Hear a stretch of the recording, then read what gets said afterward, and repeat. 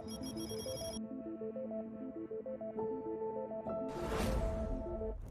And gentleman, please welcome हमारे आज के गेस्ट विक्रमजीत सिंह।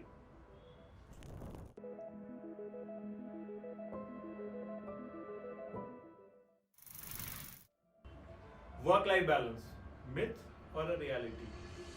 अगर वर्क ही लाइफ है और लाइफ ही वर्क है तो हमेशा मैनेज होता है। सेल्स टारगेट, प्रेशर या पैशन?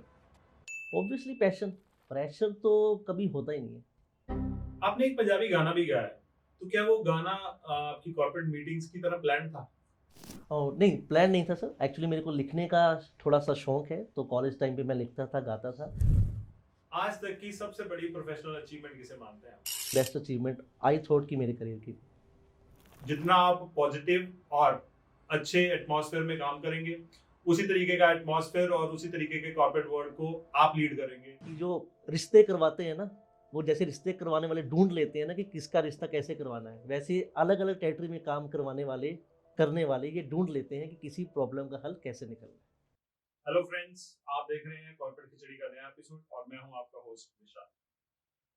कॉर्पोरेट खिचड़ी में हम सिर्फ ऑफिस पॉलिटिक्स या शिकायतों की बात नहीं करते। हम बात करते हैं कॉर्पोरेट कल्चर के उन पॉजिटिव लम्हों की जो कि हम सबकी जिंदगी को बदल कर रख देते हैं। कहते हैं ना, चर्चाएं खास हो तो किस्से भी जरूर होते हैं। उंगलियां उन्हीं पर उठती हैं जो मशहूर होते हैं। ऐसे ही कुछ चर्चित, बहुचर्चित चेहरों के साथ हम हमेशा कॉर्पोरेट खिचड़ी में आपके पास आते रहते हैं। आज का जो हमारा इस कॉर्पोरेट खिचड़ी का किरदार है, वो भी इस तरीके से चर्चित भी है, मशहूर भी है और उनके पास बहुत सारे किस्से कहानियां भी हैं। वो हमारे साथ शेयर करेंगे कि कैसे छोटे छोटे लम्हे कॉर्पोरेट वर्ल्ड में एक पॉजिटिव एनर्जी पैदा करते हैं। चाहे वो अपनी सीनियर मैनेजमेंट से एक छोटा सा मैसेज हो जिसमें लिखा हो गुड जॉब डन, या फिर अपने कलीग्स के साथ वो छोटे छोटे पॉजिटिव लम्हे जहां आप उनकी छोटी छोटी सफलताओं को उनके साथ खुशी से मनाते हैं। इसी के साथ बनता है एक कॉर्पोरेट लाइफ का एक पॉजिटिव एनवायरनमेंट। और उस पॉजिटिव एनवायरनमेंट के किस्से कहानियां सुनने के लिए आज हमने उन्हें यहाँ पे आमंत्रित किया है। और आज के हमारे इस कॉर्पोरेट खिचड़ी के एपिसोड का नाम भी हमने इसी मुद्दे पर रखा है और इसीलिए हम इसे कह रहे हैं कॉर्पोरेट खिचड़ी की पॉजिटिव वाइब्स। उसके मास्टर शेफ एक ऐसे व्यक्ति हैं जो पंजाब के एक छोटे से शहर गुरदासपुर से निकले, जहां पे उन्होंने बड़े पढ़ाई पूरी की। उसके बाद मैकेनिकल इंजीनियरिंग, उसके बाद एमबीए। अलग अलग एरियाज में अलग अलग लोकेशंस पे इन्होंने काम किया और उसके बाद ये पहुंचे कॉर्पोरेट वर्ल्ड की उस लेवल पे जहां पे इनको अलग अलग तरीके के लोग और अलग अलग तरीके के अनुभवों की प्राप्ति हुई।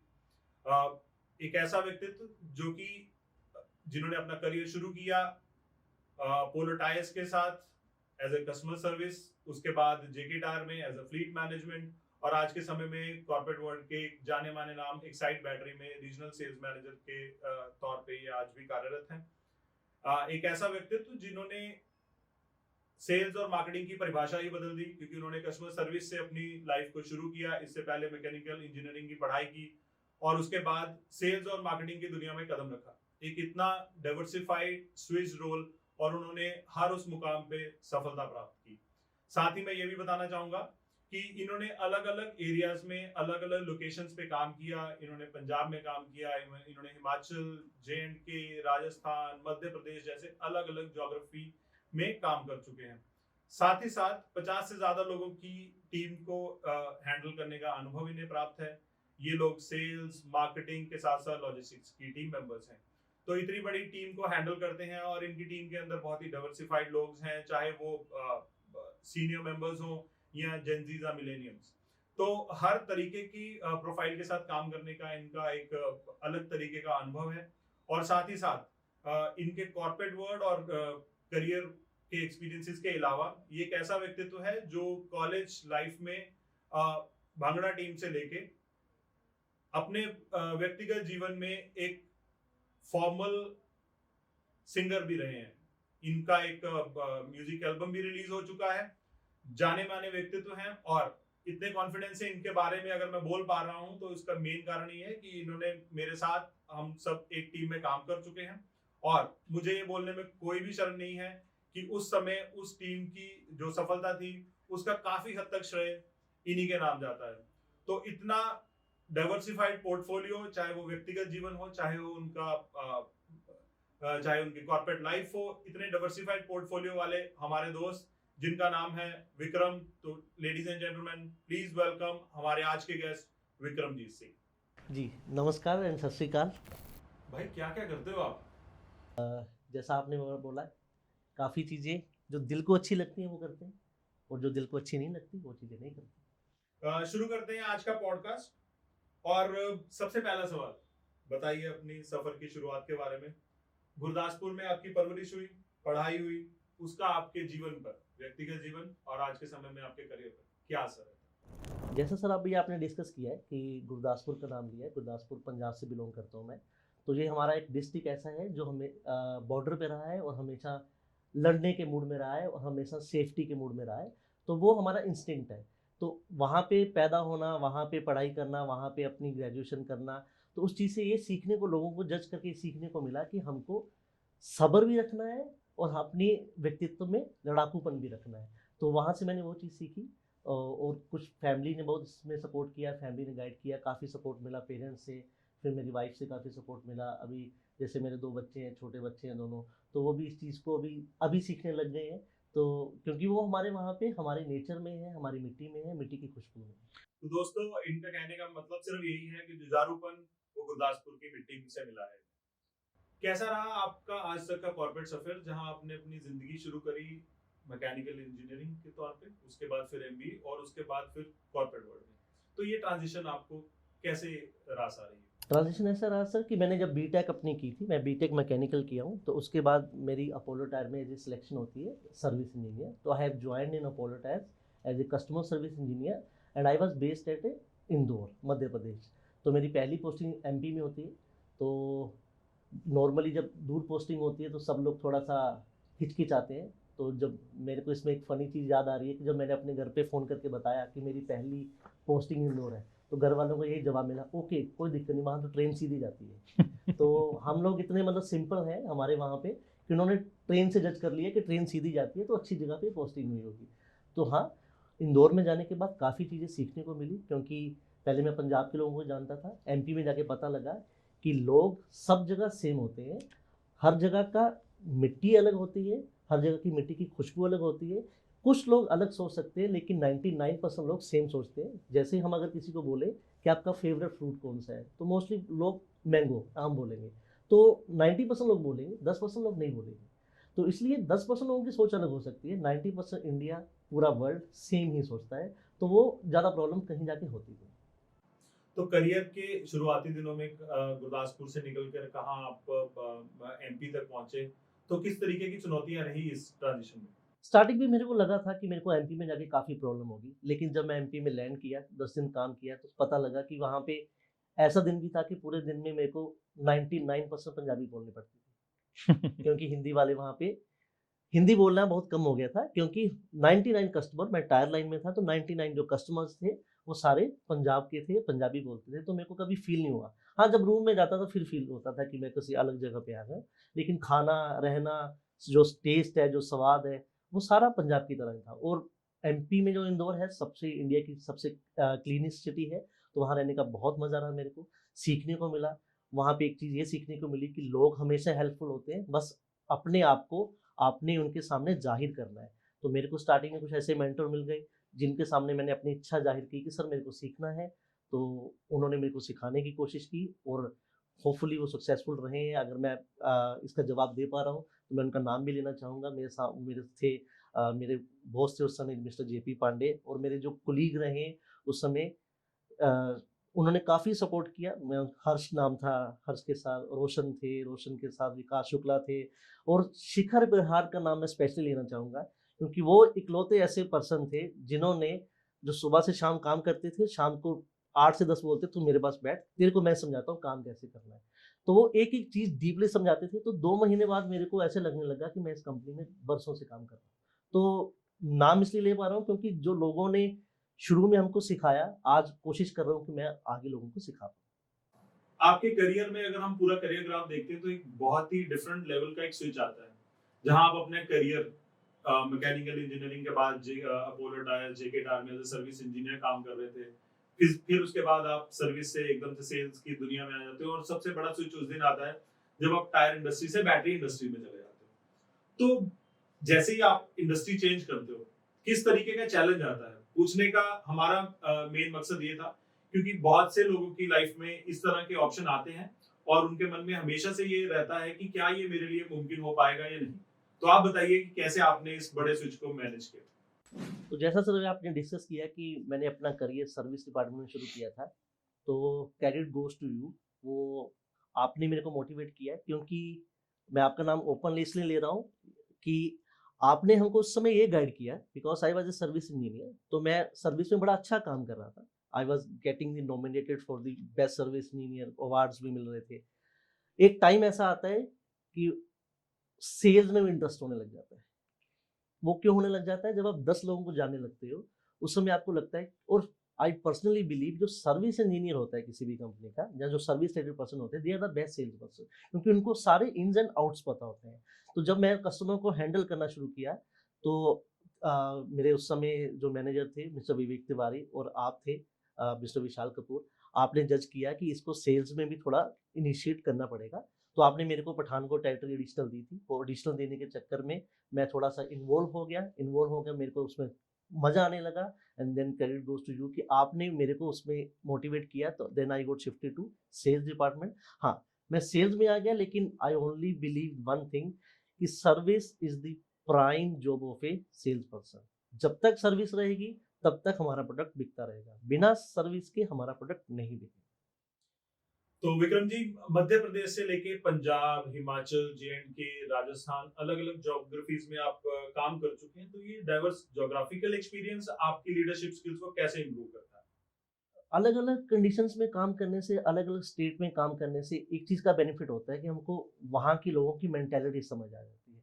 अभी अगर आप मेरे से बात करें कि एक average 30 to 35 year of age MP का बंदा क्या सोचता है, तो मैं आपको डीपली वहाँ बता पाऊँगा। अगर आप मेरे को पूछें कि पंजाब का 25 से 30 साल का बंदा क्या सोचता है, तो मैं आपको एक एवरेज उठ करके बता पाऊँगा। अलग-अलग लोगों से मिलने से हमारी नॉलेज बढ़ती है, और हमको एक आइडिया हो जाता है कि वहाँ के लोगों की सोच एक पर्टिकुलर कंडीशन को लेके क्या हो सकती है। तो जिसे अलग-अलग जगह पे काम करने को मेरे को बेनिफिट ये मिल रहा है कि मैं 6-7 एंगल से सोच पाता हूँ कि इस प्रॉब्लम को कैसे हल करना है।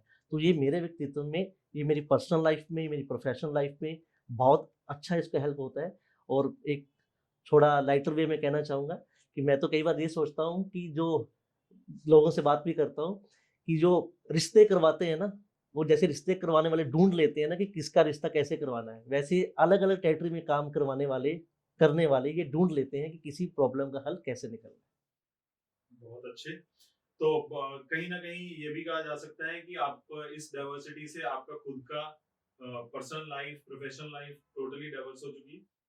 फ़र्क पड़ता है सर, काफ़ी चीज़ों में फ़र्क पड़ता है।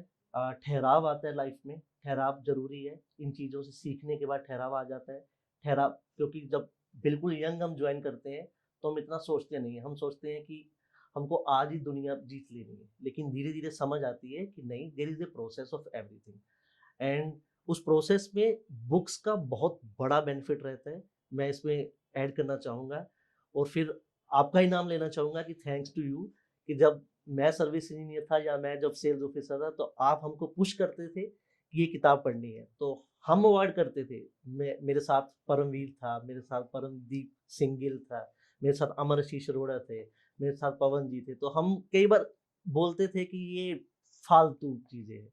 लेकिन जब आपने 4 चीज़ें हमको बतानी शुरू की, हमने बुक पढ़नी शुरू की, फिर समझ आया कि नहीं, किसी ने जो लिखा है उसको सारी गलतियाँ खुद थोड़ी करूँगा, दूसरों की गलतियों से भी सीखूँगा ना, मैं दूसरों के लिखे हुए से भी सीखूँगा ना।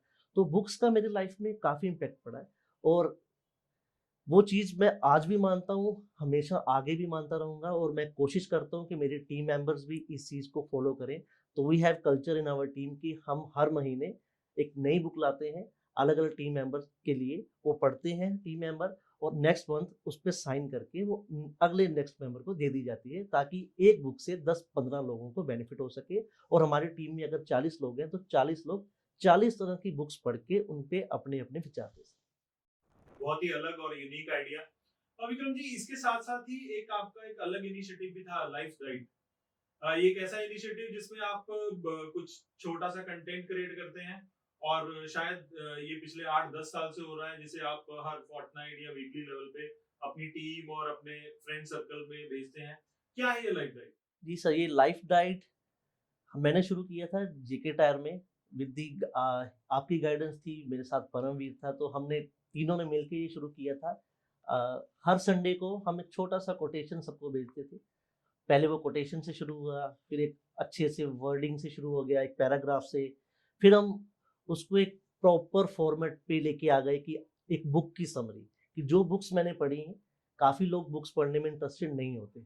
उनका मन करता है लेकिन उनके पास टाइम नहीं होता। तो अभी हमने वो शुरू किया है कि मैं बुक पढ़ता हूँ, उस बुक की जो एक समरी होती है, उसको एक फॉर्मल लिख के हर टीम मेंबर को, हर एक अपने चाहने वाले को, हर अपने दोस्त को मैं हर संडे को भेज देता हूँ। उसका मैंने नाम रखा है लाइफ्स डाइट। अब लाइफ्स डाइट में जो लोग उसको पढ़ते हैं, एप्रिशिएट करते हैं। हाँ, मेरा एम ये है कि आने वाले 2 साल, 3 साल, 4 साल में 99% वो लोग मेरी जो चीज़ें हैं वो पढ़ें, क्योंकि 1% लोग जो नहीं पढ़ते होंगे, उनको मैं खुद जाके मिलता हूँ, उनको जाके बुक्स देता हूँ कि भाई, क्योंकि मैं सीन सीन हिस्ट्री में देख लेता हूँ कि कौन मेरी बुक को देख रहा है और कौन उसको नहीं देख रहा है।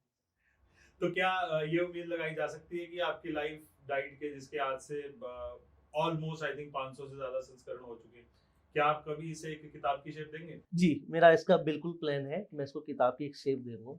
और मेरा इसमें इंस्पिरेशन है, मैं एमपी में, जैसे आपने डिस्कस किया, काम करता था, तो वहाँ हिंदुस्तान अभिकरण करके आलोक सेठी जी थे। तो सेठी साहब को मैं हमेशा जब मिला हूँ, वो बहुत इंस्पायरिंग पर्सनैलिटी रहे हैं। तो उनसे मैंने सीखा है कि लाइफ़ को कैसे कठिन से कठिन परिस्थिति में भी आराम से जीना है। क्योंकि जब आप अपने मन में मुस्कुराहट रखोगे, तो बड़े से बड़ा दुःख भी आपको छोटा दिखेगा। तो मैं उनको फ़ॉलो करता हूँ और उनकी चीज़ों को ही मैंने देख के ये लाइफ़ डाइट शुरू किया। चलिए, तो अब शुरू करते हैं हमारे कॉर्पोरेट खिचड़ी का सबसे पॉपुलर राउंड, जिसका नाम है रैपिड फायर राउंड।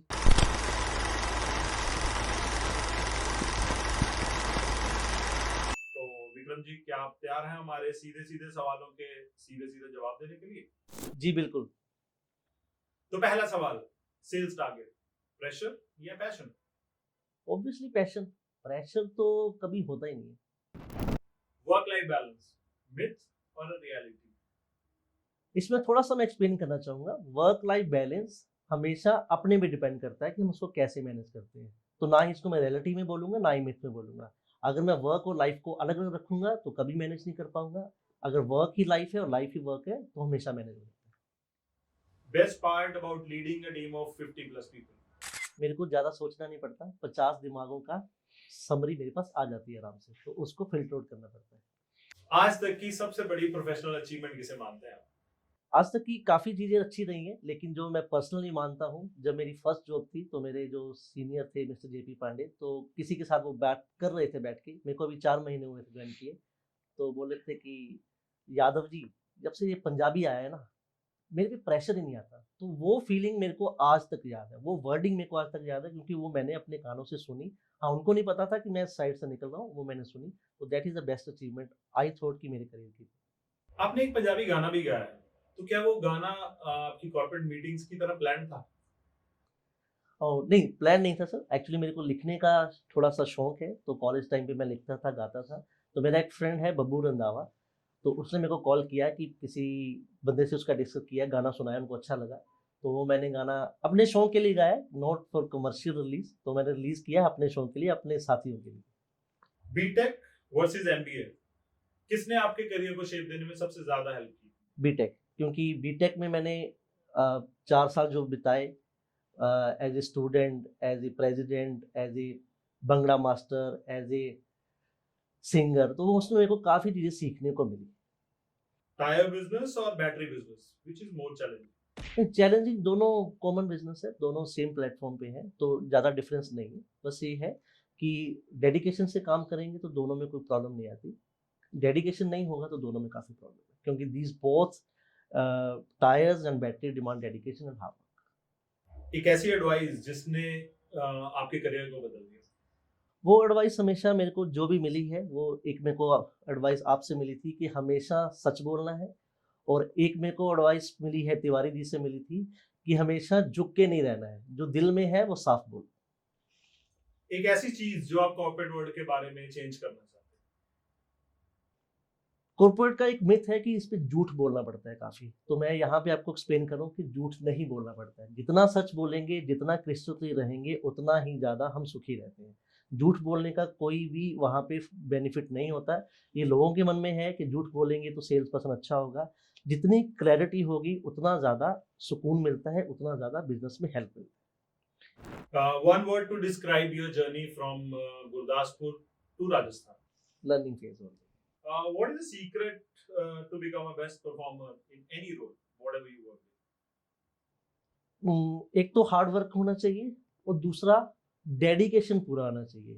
वो सिंपल फंडा है कि दिल से काम करेंगे तो काम होगा, दिल से काम नहीं करेंगे तो कोई भी काम सक्सेसफुल नहीं होगा। What is the most important quality for a leader? Leader में सिंपैथी भी होनी चाहिए और एम्पैथी भी होनी चाहिए। वो सबकी सुने, लेकिन फिगर आउट करके फाइनल डिसीजन जो होगा that should be align with the management decision also, कि he should be acting as a bridge between the employ and the management, ताकि मैनेजमेंट की नीड्स भी फिल हो और employ should also be happy. Who comes first, team or boss? It's always a team, and I always believe there is a team first, management second, and leader is on the third. I believe in the that leadership की सबसे ऊपर employ रहेगा, second number पे management रहेगी and third number पे my self. मेरे को दोनों को मैनेज करके चलना है। एक ऐसा मंत्रा फॉर द टीम मैनेजमेंट जो आप हमारे दर्शकों के लिए शेयर कर सकते सुनना आना चाहिए सबकी। आप बड़ी पेशेंस आप में होनी चाहिए कि आपको सबकी स्टोरी सुने, क्योंकि लोग हमेशा आपकी टीम में कभी भी सारे लोग दोस्त नहीं होंगे। अगर आपके पास 50 लोगों की टीम है तो 50 के 50 दोस्त नहीं मिलेंगे। तो अलग अलग थिंकिंग होगी, लेकिन goal should be the single. Same गोल होना चाहिए कि हमको उस लेवल पे पहुंचना। कॉर्पोरेट वर्ल्ड में आपका रोल मॉडल था? कॉर्पोरेट वर्ल्ड में मेरे रोल मॉडल मिस्टर विशाल कपूर जी आप ही हैं, क्योंकि मैंने आपके अंडर ही जेके टायर्स में ज्वाइन किया था पंजाब में, और आपने ही मेरे को ग्रूम करवाया है। जो अगर मैं आपके सामने बोल पा रहा हूँ that is always due to you. ये सच है या इसलिए क्योंकि आज आप हमारे पॉडकास्ट में बैठे? अगर ये सच नहीं होता तो मेरे 99% जो लोग हैं टीम के वो आपका नाम नहीं जानते होते, और 1% इसलिए मैं छोड़ देता हूँ क्योंकि कई 1-2% जो है वो न्यूली ज्वाइन होंगे, जिनको 3-4 दिन हुए होंगे ज्वाइन किए। जहाँ भी मैंने काम किया है आपका नाम हमेशा वहाँ पे रहा है। And also mister Paramvir Singh, he is also RSM in Punjab for the JK tyre. उसने मेरी हर चीज़ में इसमें हेल्प की है, तो I would also like to take his name also. अगला क्वेश्चन थोड़ा डिफरेंट है। जाकिर खान की बड़ी फेमस लाइंस है कि काम 19-20 चलेगा लेकिन आदमी 21 चाहिए। तो आप इस लाइनों से कैसे कनेक्ट करते मैं एग्री करता हूँ, और जाकिर साहब की लाइन अभी फेमस हो रही है। ये लाइन मेरे को मिस्टर वैभव चौहान ने आज से 8 से 10 साल पहले बोली हुई है कि विक्रम, काम थोड़ा ऊपर नीचे चल जाएगा, अगर आदमी सही मिल गया तो आपकी इंटेंशन सही हो गई तो काम अपने आप हो जाएगा। आपकी टीम में सीनियर मेंबर्स भी हैं, जेनजीज भी हैं, मिलेनियल्स भी हैं और शायद जेनेक्स भी हैं। हर एज ग्रुप के साथ आपने काम किया है, तो आपके अकॉर्डिंग इन सब में क्या अलग लगता है आपको? अभी मेरी जो टीम है इसमें 50+ लोग जो हैं, तो इसमें जेन एक्स हैं, मिलेनियल हैं, जेन जी हैं। तो इससे बेनिफिट ये होता है कि मेरे को अलग अलग चीज़ें सीखने को मिलती हैं, और अपनी अपग्रेडेशन करने में मेरे को हेल्प ये मिलती है, क्योंकि मेरे को ओल्ड स्कूल के हिसाब से भी चलना है और मेरे को हिप हॉप के हिसाब से भी चलना है। तो मैं अपने आप को इस तरह अपडेट रखता हूँ कि मैं अगर उन जेन जी के साथ बैठूँ तो उनको ये फील ना हो कि ये हमारे जोनल का नहीं है, हमारे कैडर का नहीं है, और जेन एक्स के साथ बैठूँ तो उनको फील ना हो कि मैं उनके कैडर का नहीं हूँ। तो मेरे को अपने आप को अपग्रेड करना पड़ता है कि मैं उन जेन एक्स के साथ भी बैठ पाऊँ और जेन जी के साथ भी बैठ पाऊँ, ताकि उनकी फ्रीक्वेंसी में मैच कर सकूँ। तो चलो आप खेलते हैं गूगली। ये बताइए इन सब में किसके साथ काम करना सबसे ज्यादा अच्छा लगता है? मेरे को जेन जी के साथ अच्छा लगता है, क्योंकि जेन जी की जो थिंकिंग है वो बिल्कुल क्रिस्टल क्लियर है, वो सीधा जवाब देते हैं, and I like there thinking also, क्योंकि मैं भी ऐसे ही जगह से पला बड़ा हूँ कि मैं सीधा बोलता हूँ। मैंने अपने घर पे भी, हमारी यही पॉलिसी है कि हम सीधा बोलते हैं, सीधा बोलते हैं, सच बोलो सुखी रहो। कहा जाता है कि जो घर से निकलते हैं उन्हीं को मिलता है। आप इन लाइनों से कनेक्ट कर पाते हैं? बिल्कुल, क्योंकि अगर घर से नहीं निकलेंगे, और जब तक, ये तो मैं ऐड करना चाहूँगा कि भगवान राम भी जब तक घर से नहीं निकले थे तब तक वो भी दशरथ पुत्र ही थे। वो भगवान राम तब बने वो जब घर से बाहर निकले। तो घर से बाहर निकलना इज़ अ मैंडेटरी, क्योंकि अपने घर का खाना सबको अच्छा लगता है जब तक वो घर के बाहर नहीं निकलता। घर के बाहर निकलेगा तब उसको पता लगेगा कि बाहर का टेस्ट, बाहर का स्वाद क्या है। तो दोस्तों यहाँ पे घर से निकलने का हमारा तात्पर्य है अपने कंफर्ट जोन से निकलना। तो जैसे ही आप अपने कंफर्ट जोन से निकलते हैं, लाइफ, जिंदगी, करियर, हर चीज ऊंचाई के साथ उड़ान भरती है। आप एज ए बॉस कैसे हैं, सॉफ्ट या हार्ड? आपको मेरे से बात करके लग ही रहा होगा मैं बहुत सॉफ्ट हूँ। लेकिन हाँ, सॉफ्ट के साथ-साथ कुछ चीज़ों पे हार्ड रहना पड़ता है, क्योंकि अगर हार्ड नहीं होंगे, अगर समुंदर खारा नहीं होता तो लोग घूट-घूट करके उसको पी चुके होते। तो हार्ड होना पड़ता है थोड़ा-थोड़ा। तो क्या वक्त के साथ साथ ये बॉस भी बदल रहा है? वक़्त के साथ बदलता है, टाइम बदलता है, जेन ज़ी के साथ काम करने में थोड़ा-सा हमको फ्लेक्सिबल रहना पड़ता है। लेकिन हाँ, जब तक हमारा एम कॉमन होगा, गोल कॉमन होगा, टीम मेंबर्स अलग-अलग हो सकते हैं, team should be in the winning mode only. कुछ लाइनें हैं जो आपकी नहीं समझते, उन्हें मत समझाइए। समुद्र खारा है, खारा ही रहेगा, शक्कर मत मिलाइए। मैं इस बात से एग्री करता हूँ कि काफ़ी चीज़ें हम नहीं बदल सकते, जो चीज़ हमारे हाथ में नहीं हो सकती, उसको हम नहीं बदल सकते, तो हमको उसके साथ कॉम्प्रोमाइज़ करना पड़ता है और करना भी चाहिए, क्योंकि लाइफ इज़ ए कॉम्प्रोमाइज़। लेकिन कॉम्प्रोमाइज़ के साथ-साथ हमको ये देखना है कि कहाँ पे हम उसको बेटर कर सकते हैं, तो मैं इस चीज़ से एग्री करता हूँ। हर चीज़ नहीं बदली जा सकती। चलते हैं कॉर्पोरेट खिचड़ी के अगले सेक्शन में और जानते हैं विक्रम जी का लीडरशिप स्टाइल और उनका विजन। तो विक्रम जी, हमारी ऑडियंस को बताएं कि एक रीजनल सेल्स मैनेजर के तौर पे आपकी क्या-क्या जिम्मेदारियां रहती एज़ ए आरएसएम मेरे को रीजन में हर चीज़ को मैनेज करना पड़ता है, फ्रॉम स्क्रैच टू एवरीथिंग। वो रीजन में क्या-क्या पॉलिसीज़ लागू होंगी, रीजन में क्या-क्या विज़न्स हैं, how to expand the market, how to do extraction, तो वो सारा हम plan as a team plan करते हैं। प्लानिंग के बाद उसको एग्ज़ीक्यूट करते हैं। तो आरएसएम का रोल एक रहता है कि टीम को एक विज़न देना कि हमको किस एरिया में कहाँ पे जाके ग्रूम होके वहाँ पे जाके एक्सट्रैक्शन करना है। है? मार्केट में कंपटीशन को कैसे हैंडल करते मार्केट में देखिए competition will be always be there, और that is a good thing कि कंपटीशन होगा तो will be pushing ourself to the highest level. तो कंपटीशन होना जरूरी है और इससे हमारे को मोटिवेशन मिलता है, हमको काफी अच्छे से काम करने के लिए ग्रूमिंग मिलती हैं? इतने इंटेंस कंपटीशन कॉम्पिटिटिव मार्केट में आप अपनी टीम को कैसे मोटिवेट करते है। देखिए मोटिवेशन और कंसिस्टेंसी, मैं हमेशा कंसिस्टेंसी को मानता हूँ। मोटिवेशन एक एक या दो दिन के लिए रह सकता है, तो मैं टीम को हमेशा एक चीज़ बोलता हूँ कि आप कंसिस्टेंट रहिए। मोटिवेशन, आपने हमेशा अगर मोटिवेशन से देखा होगा तो 1 दिसंबर को या 30 दिसंबर को मैक्सिमम लोग प्लान कर लेते हैं कि 1 जनवरी से मैं जिम जाऊंगा, लेकिन वो सिर्फ मोटिवेशन होता है 4 दिन का। कंसिस्टेंसी हमेशा कंसिस्टेंसी वर्क करती है, तो we always believe in the consistency. हैं? एक सक्सेसफुल लीडर बनने के लिए सबसे जरूरी क्वालिटी क्या है? सुनना आना चाहिए और उसको प्लान करना आना चाहिए, क्योंकि जब तक आप गुड लिसनर नहीं होंगे आप किसी भी चीज़ में अपना पॉइंट ऑफ व्यू नहीं दे पाओगे। तो यंगस्टर्स को सेल्स एंड मार्केटिंग में जो अपना करियर बनाना चाहते हैं, उनके लिए क्या ऐसी सलाह देना चाहेंगे जो उनको लाइफ टाइम याद रहे? मेरी सलाह उनको ये रहेगी कि बी पेशेंट, हमेशा धैर्य रखें और प्लानिंग पे ध्यान दें, क्योंकि सिंगल डे में हर चीज़ नहीं हो सकती। We need to plan for a better future. आपके इस पॉडकास्ट का फाइनल स्टेटमेंट आपकी तरफ से? मेरा ये कहना है सब लोगों को कि जितने आप दिल से सच्चे रहेंगे, दिल से जुड़ के काम करेंगे और जहाँ भी काम कर रहे हो ईमानदारी से करेंगे, तो आपका, मेरा, सबका बेनिफिट ही होगा। और एक 2 लाइनें जो मैंने खुद लिखी हुई हैं वो बोलना चाहूँगा, जो मेरी आज तक की ज़िंदगी का फ़लसफ़ा भी रहा है कि मैं गिरा, मैं उठा, मैं चलता गया, लोग मिलते गए, काफ़िला बनता गया। जिनसे दिल मिले, वो आज भी खड़े हैं साथ में दीवार बन के, बाकी सब गीली मिट्टी की तरह पिघलता गया। विक्रम जी, कॉर्पोरेट खिचड़ी के इस एपिसोड में आपने अपने करियर और इन सारी चीजों के बारे में बताया, कैसे आप अपने लाइफ में, करियर लाइफस्टाइल में किस तरह से जिंदगी को जीते हैं। लेकिन आपकी जिंदगी का एक अलग पहलू भी है कि आप एक सिंगर भी हैं। तो आज अगर हमारे साथ आप मौजूद हैं, तो हमारी एक रिक्वेस्ट है, एक गाना हो जाए। जी, बिल्कुल, वो जो आपने बताया अभी, वो जो गाना था, वो मेरा खुद का लिखा हुआ था और कॉलेज की याद पे लिखा हुआ था, पंजाबी सॉन्ग। तो मैं उसकी 2 लाइनें सुनाना चाहूँगा।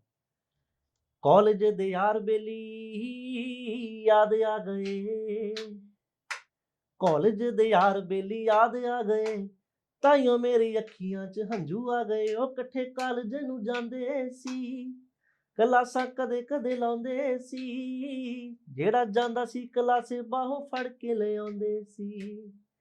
ਇੱਥੇ ਆ ਕੇ ਆਪਾਂ ਆ ਕੇ ਆਪਾਂ ਇੱਥੇ ਆ ਕੇ ਆਪਾਂ ਯਾਰੀਆਂ ਦੇ ਸੁੱਖ ਪਾ ਗਏ। ਕਾਲਜ ਦੇ ਹੋ ਕਾਲਜ ਦੇ यार बेली याद आ गए, ताही मेरी अखियां च हंजू आ गए।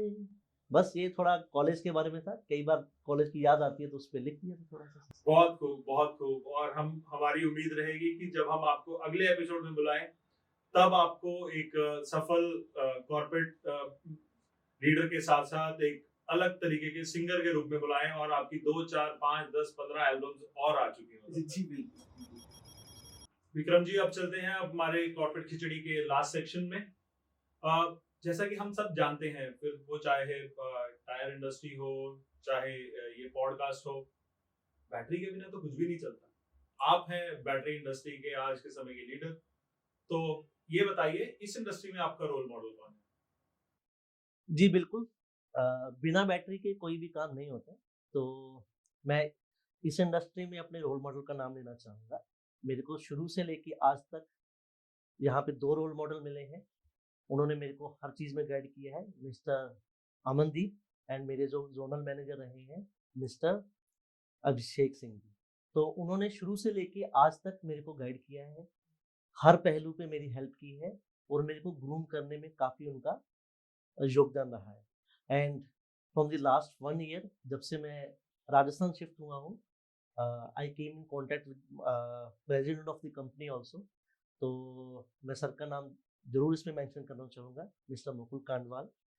तो सर ने हमेशा ये चीज़ एक सिखाई है कि आप दृढ़ता से काम करो, जब तक आप डटे रहोगे तब तक आपके काम होते रहेंगे। आपको वीक नहीं होना है, आपको प्लान करना है, उसके बाद उस चीज़ पे अड़ जाना है। अगर आप उस चीज़ पे अड़ गए, आपके प्लान दिमाग में वो चीज़ बैठ गई, तो then it will be in the final stage also. तो हमको दृढ़ रहना है और अड़े रहना है। और आज की कॉर्पोरेट खिचड़ी के इस एपिसोड के अंत में बताना चाहूंगा कि ये एक ऐसा शख्स जिसने गुरदासपुर की धरती से निकलकर देश के अलग अलग कोनों में काम किया, आज राजस्थान में कार्यरत हैं। इन्होंने सेल्स, मार्केटिंग, अलग अलग तरीके से अलग अलग डिपार्टमेंट्स में काम किया और इनके छोटे छोटे किस्से, कहानियां हम सबको और आने वाली जनरेशन को जो अपना कॉर्पोरेट करियर स्टार्ट करने वाले हैं उन सबके लिए प्रेरणादायक हैं। एक ऐसा कॉर्पोरेट लीडर जिसका ये मानना है कि market insights, proper marketing insights के दम पे सेल्स टारगेट को भी इजीली अचीव किया जा सकता है।